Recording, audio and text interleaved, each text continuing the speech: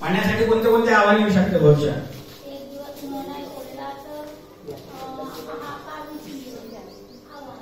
ते आव्हान आहे. मग त्याच्यावर उपाय काय करायचा?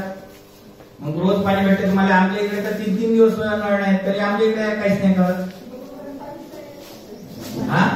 3 दिवस पाणी नाही येत.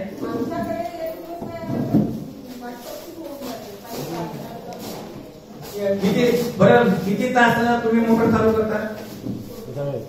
नाही, मला एक सांगा, तुमच्या गावची जी पाण्याची टाकी आहे, त्या पाण्याची टाकी मध्ये जे मोटर चालू राहते ते किती तास चालू राहते? 4 तास. ते जल सुरक्षा कायदे त्यांना बरोबर माहिती आहे. किती तास राहते? 4 तास. 4 तास मोटर सुरू राहते. त्याच्यानंतर तुम्ही गावामध्ये पाणी रोज किती तास देता? 1 तास. 3 तास रोज 1 तास. सगळ्या गावाच्या एका एका वार्डाला ना? बरोबर, ठीक आहे. आपण जेव्हा तुमच्या गावाची लोकसंख्या, आता मॅडमच्या गावाची 800 लोकसंख्या आहे, 800 किंवा 850 जे बी असेल, तुमच्या गावाची पाण्याची टाकीची क्षमता किती आहे? 30,000 लिटर. किती? 30,000. 30,000. 1 लाख.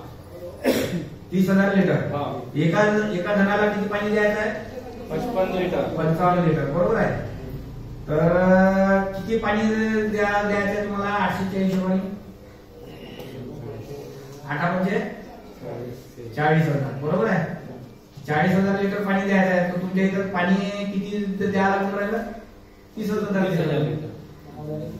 हा, 30,000. काय म्हटलं सर? बोला. 800 लोकसंख्या आहे तुमच्या गावची? 867. बरोबर आहे. 860 म्हणा किंवा 800 म्हणा. आणि पाण्याची टाकीची क्षमता किती आहे? 30,000 लिटर. 30,000 लिटर. 30,000 लिटर जेव्हा तुम्ही तुमच्या गावामध्ये पाणी सोडता, प्रत्येक घरी पाणी जाते. आता प्रत्येक घरी नळ आहे.